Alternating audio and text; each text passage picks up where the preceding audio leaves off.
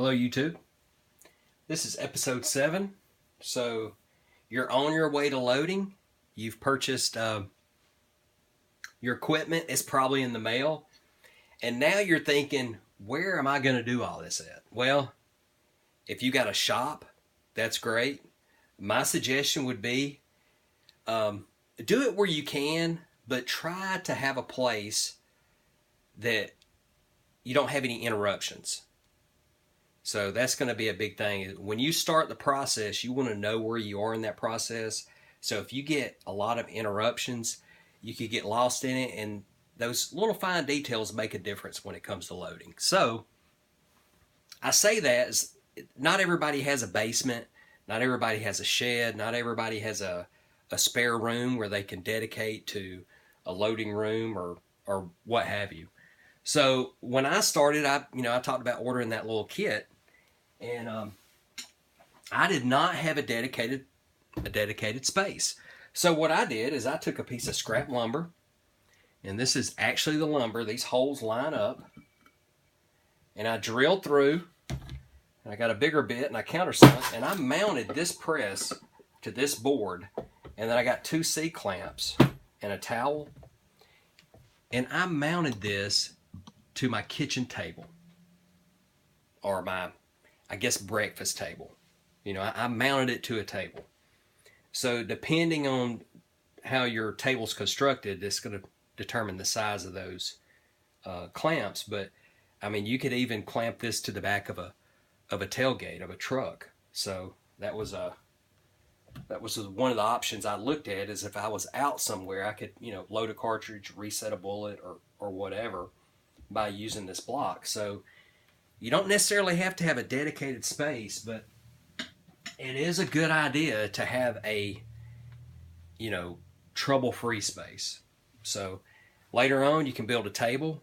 The more room, usually the better, but in my case, the room I have tends to collect stuff, and you can see by the background there, I have just stuff everywhere. It's kind of messy. But I did build this little table for my presses, and I think I got like 40 to 60 bucks in this table.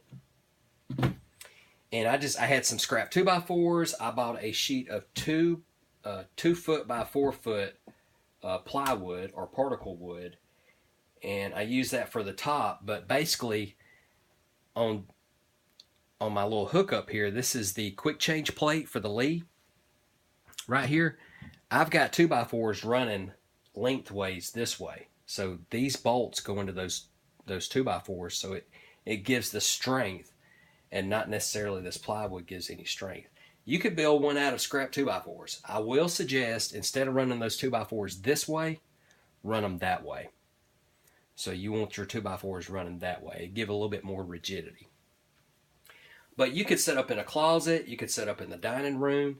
And what I did is, I had my press mounted to this. I had a tote, a plastic tote, and I would put everything in that tote when I got finished, and then I would put that in the closet. So it was kind of out of sight, out of mind, and it didn't drive the missus crazy.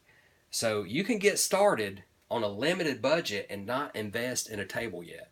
Just a scrap piece of lumber. You can get a scrap piece from your neighbor or something you got laying around the house. So you don't have to invest a whole lot of money in a table. But as your needs grow, space will become valuable, and you'll want that extra real estate for equipment and stuff like that. But getting started, think that cost. We want to keep our costs low, because you're not even sure that reloading's for you yet. You may try it out. I see all kinds of people. They'll go out and they'll spend $500-600 bucks, and sometimes more, on a kit or equipment and all that, and they'll load for like a week or two, and then they're like, man, this is for the birds. It's too much trouble, it's too much time, and I'd rather just go buy my ammo and just go shoot. And that may be your case, so that's why cost is important at the very beginning. So an area, you can make it what you want. You can spend as little or as much as you want, but just think about that, where you're going to load. Make sure you got good light.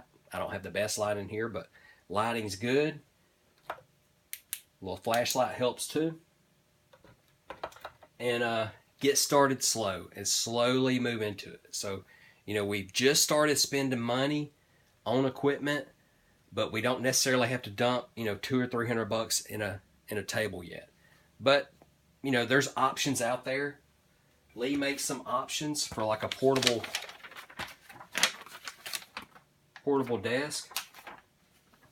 It shows one there. Let's see if I got a better picture of it.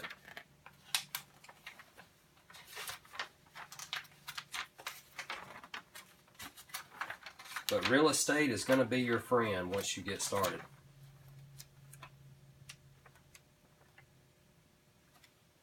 Well, there's some mounted. You can see them mounted there, but they don't have that stand. I guess it's a stand. There it is. All right, so they have that Lee reloading stand, and I've never used it, but it looks like it would work. But you got a reloading stand. It comes with their base block. So I invested in that base block like kind of when it first came out, so I spent a little bit of money on it. But the base block's nice. Get the base block. It works. If you want to spend the extra money. I think it's like $20 or $30 for the base block.